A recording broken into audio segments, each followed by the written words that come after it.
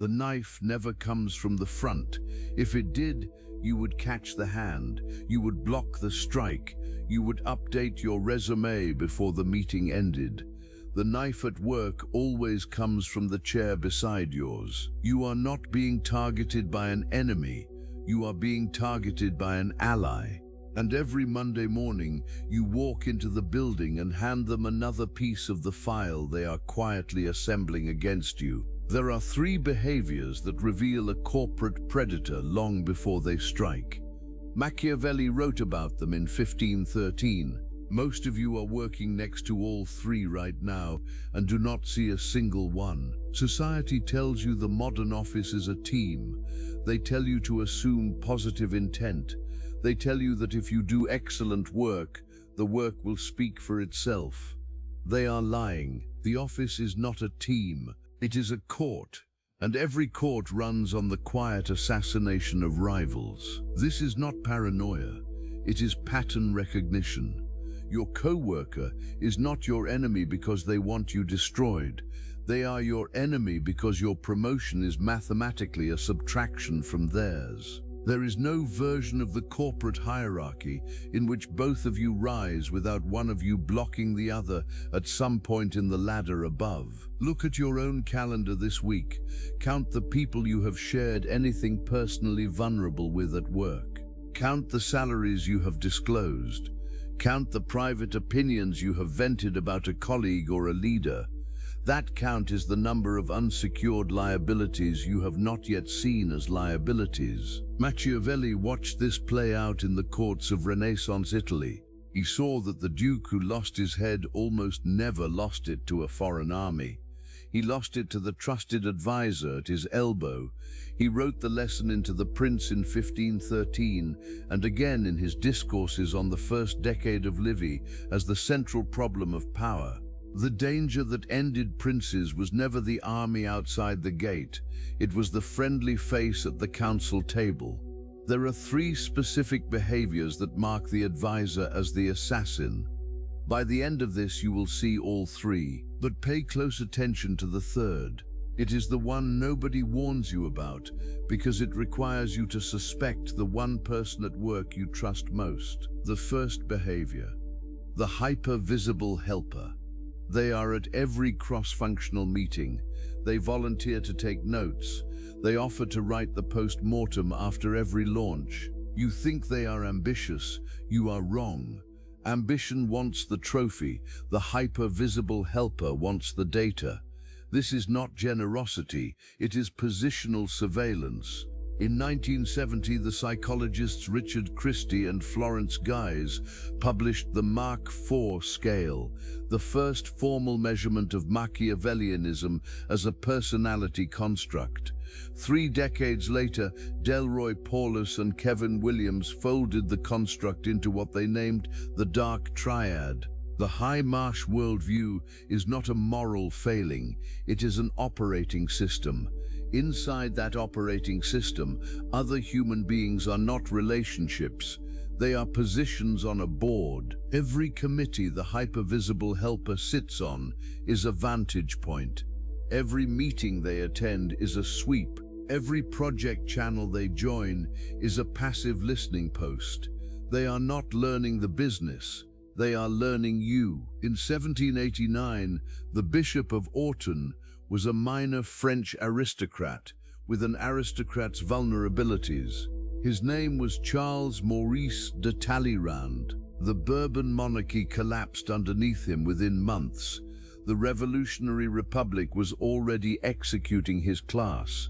Napoleon would soon distrust every churchman in France. The restored Bourbon king would later remember exactly who had served the revolution. By the standard arithmetic of regime change, Talleyrand had been a corpse 3 times before he died in his bed. He survived by becoming the man who volunteered. He volunteered for every diplomatic posting. He took every advisory commission. He sat on every committee on foreign affairs. He wrote the briefings nobody read. He hosted the dinners every faction needed, but none could host themselves. He outlived the revolution. He outlived Napoleon. At the Congress of Vienna in 1814, he sat at the table that reshaped Europe for the next century. He died of old age, in his own bed, with his enemies' enemies still in his debt. This is the exact same mechanism operating in the open plan office around you right now. The person who volunteers for every cross-functional initiative is not a team player. They are running the same playbook Talleyrand ran on 4 French regimes, and you are one of those regimes. There is a second layer to this behavior that most people miss entirely. Leadership rewards visibility because leadership has no other reliable signal of effort. Your director cannot watch you work. They can only watch who is in the room. The hyper-visible helper has understood this longer than you have. While you have been heads down delivering, they have been engineering the impression of indispensability inside the only signal your director can read. The work you did silently exists only in the artifacts. The presence they cultivated is the entire performance review. You must stop reading their over-engagement as enthusiasm. You must start reading it as reconnaissance. The second behavior is subtler, the quiet credit thief. They never claim your work in front of you. They are far too intelligent for that. They reframe your work in the rooms you are not in private direct messages to leadership, in skip-level one-on-ones, in casual conversations beside the kitchen sink with the people who decide your promotion. They use the construction we figured out when only one person actually did the figuring. They claim to have helped think through what someone else had already decided alone. Over 6 months, your director absorbs a steady drip of language that subtracts you from your own work. By the time the calibration meeting arrives, the story has already been written. You are reading the rewrite, not authoring the original. In 1974, the psychologist Mark Snyder published The Construct in the Journal of Personality and Social Psychology. He called it self-monitoring. High self-monitors tightly calibrate their self-presentation to whichever audience they are facing. They are not lying. They are presenting different versions of the truth to different rooms. The version they present to you is the one that needs you talking. The version they present to leadership is the one that benefits them. This is also why the behavior happens between people who appear friendly. The quiet credit thief is friendly to your face because they need that face-to-face channel open. The warmth is not the relationship. The warmth is the harvesting mechanism for material the private channel will use later. The signature tell is asymmetric attribution. Failure language is always individual. Success language is always plural. When the launch slips, the post-mortem in leadership's inbox names you. When the launch wins, the celebration in leadership's inbox names the team. You will not notice the rewrite the first time. You will not notice it the third time. By the 20th time, the picture of who delivers what has hardened in the minds of the only people whose opinion governs your next role. Rome, 44 BCE. Cassius wanted Caesar dead.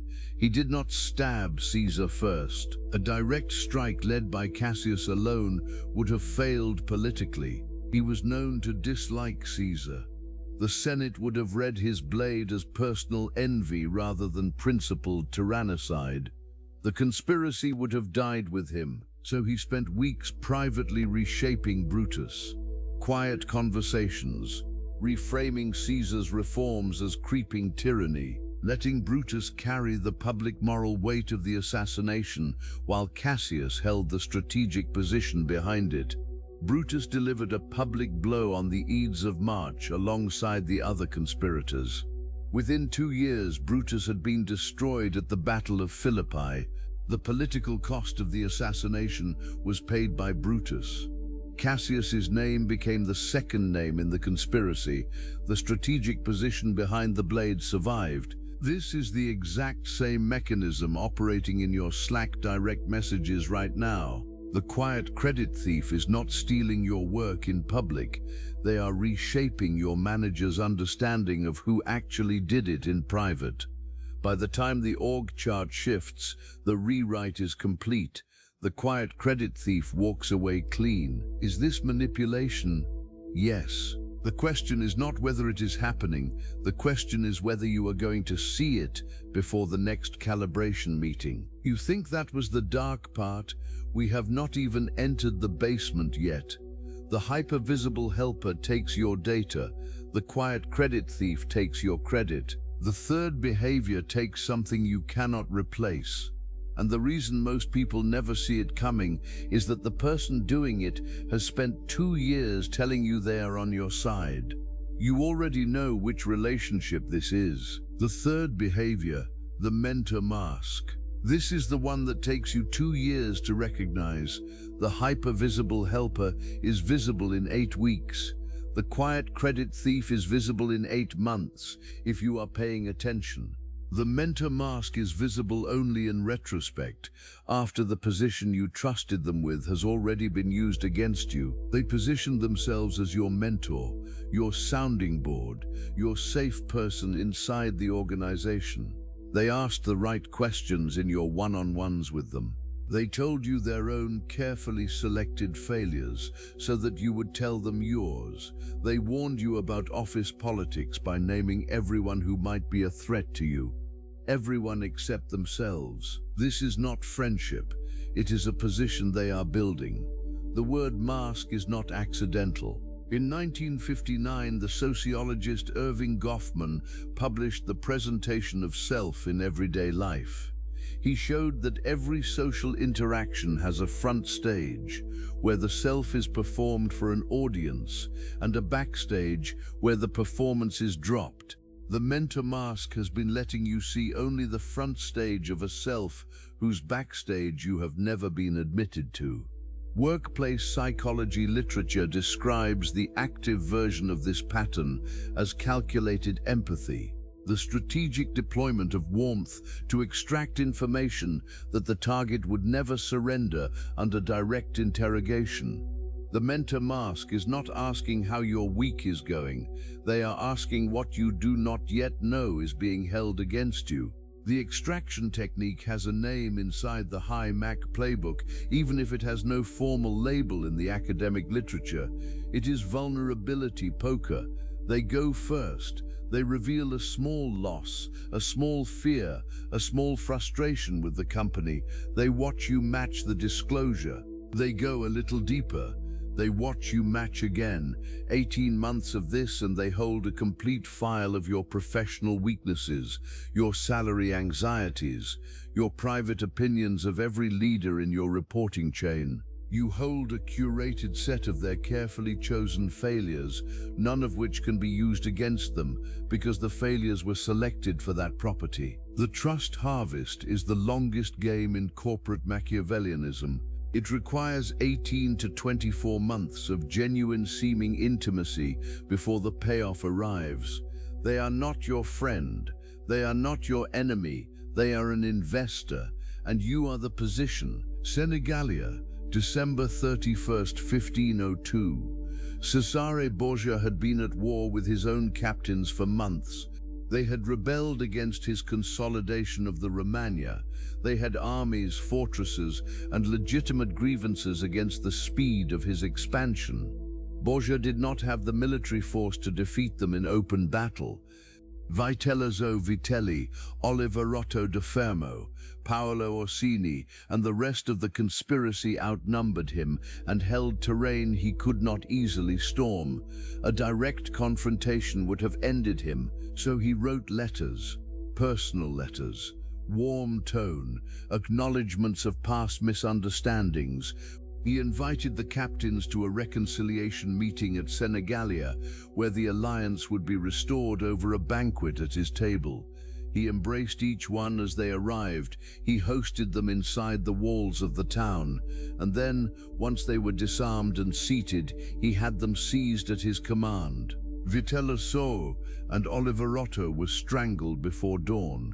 Niccolo Machiavelli was present at Senegalia as a Florentine diplomatic envoy.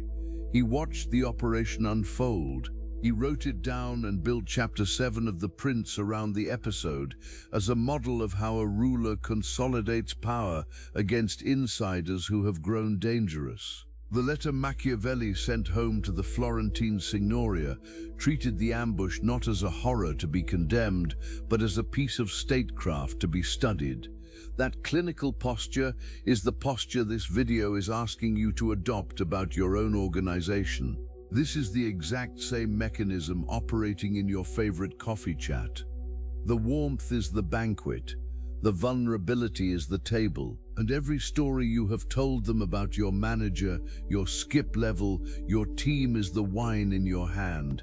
Every confession of insecurity is the wine in your hand. Every salary frustration, every private opinion of a colleague, every quiet fear about your performance review, every single one. Look at the person you trust most at your job right now. Look at how much they know about your relationship with your manager. Look at how much they know about your insecurities, your salary concerns, your unspoken opinion of your skip level. Now look at how little you actually know about theirs. They will tell you this is paranoid. They will tell you that you are seeing predators where there are only friends. Let them. The cost of being wrong about a real friend is a temporary chill. The cost of being wrong about a mentor mask is your next 2 years of career direction. It is not a friendship, it is a harvest. You must audit the asymmetry. You must count what they know about you against what you know about them. You must accept that a coffee relationship in which the disclosure runs only one way is not a friendship. It is a feeding schedule. The audit is simple, and you can run it before the end of this week. Ask yourself 3 questions about the coworker you are closest to. What does this person actually know about my reporting chain, my compensation, my fears, my unguarded opinions? What do I actually know about theirs? If the second answer is shorter than the first answer, the relationship is not what you have been telling yourself it is. The verdict does not require you to act on it tonight. It only requires you to stop volunteering new evidence into a file you cannot recover. You now possess the 3 diagnostic signs, but the diagnosis is not the cure. The cure is a state. The state has a name, the sovereign operator. The sovereign operator does not become paranoid. They become structurally calibrated. They do not eliminate their co-workers. They audit them. They do not refuse to share. They share at the rate the relationship has actually earned. This is not coldness, it is structural integrity. Machiavelli's prince did not stop attending court, he stopped confessing at court. The smile remained, the disclosure ended, and the survival rate inverted. The sovereign operator recognizes that the modern office runs on an asymmetry the rest of the floor refuses to see. Every private detail you share with a coworker becomes leverage that the coworker now owns and you do not. Every salary you disclose is a number that can be passed up. Every grievance you vent is an argument that can be replayed in a private channel without you in the room. Every weakness you confess is a future entry on someone else's performance narrative about you. The cure is not silence. The cure is calibration. You speak, you smile, you attend the offsite. You participate in the stand-up, and inside that participation, you have rebuilt the architecture of what you say and to whom. The disclosure rate has been reset to what the relationship has actually earned. When you operate from this state, the people around you will read you as harder to know. They will read you as cold. They will read you as withdrawn. They will be entirely correct. The disclosure rate has been reset, and from this position, finally, your work begins to speak for itself, because the rewrites in the private channels stop happening when there is no longer raw material to rewrite. This is why the state is rare. Most people refuse to pay the tax. They would rather have the daily warmth of fake mentorship than the structural integrity of guarded sovereignty. They would rather be liked at work than safe at work. There is a paradox at the heart of corporate trust. The people who insist most strongly on intimacy at the office are usually the people building the longest position against you. The daily practice that produces the state is not complicated. 3 rules. First, never disclose a salary number, a personal fear, or a private opinion of a leader to anyone who has not first disclosed something of equal weight to you. Second, treat every recurring one-on-one with a peer as an audit window. Track who is extracting and who is exchanging. Third, route your most sensitive professional thinking to your spouse, your therapist, or a single mentor outside the company. Not to the coffee chat, never to the coffee chat. You must rebuild the architecture of every workplace relationship you currently hold. You must count what each person has actually proven they can hold. You must stop handing your file to the next regime that walks through the door simply because they smile at you in the kitchen. They will call you guarded. They will call you political. They will call you closed off. Let them. Their misunderstanding is the price of admission to a professional life that no longer subsidizes their advancement with your transparency. You walked into this video assuming the office was a team. You now see the court. You walked in trusting the most active helper. You now see the surveillance. You walked in admiring the warmest mentor. You now see the banquet at Senegalia, and you know exactly where you have been sitting at the table. The knife is in the chair beside yours. It has been there the whole time. The question is whether you are going to walk into tomorrow's stand-up the same way you walked into this morning's. Are you going to keep volunteering your private grievances to the mentor mask? Are you going to keep updating the quiet credit thief on what you are working on next? Are you going to keep reading the hyper-visible helper's enthusiasm as a virtue? Most people will. They will close this video and go back to confessing in coffee chats by Thursday afternoon. They will absorb the diagnosis, they will admire the architecture, and by Friday morning they will be back at the reconciliation feast again, raising their wine, smiling at the host. You can never again claim you did not see it. The only question remaining is what you will do when the next warm invitation lands on your calendar, and it will. Most people will scroll to the next video. They will absorb the theory and return to the noise. They will keep handing the same file to the same hypervisible helper. They will keep confessing in the same coffee chat to the same mentor mask. They will keep hoping that excellence alone will somehow be enough. But somewhere in your life is another mind that should see this. The one who has been quietly losing credit for work that was theirs. The one who has been at the warm coffee meeting that has begun to feel a little too one-directional. Send this to them. Some debts are owed to minds like yours. The frequency has been sent from Mindcrypt. Those who can receive it will find the next transmission. Those who cannot will return to the noise. The question is simply which one you are.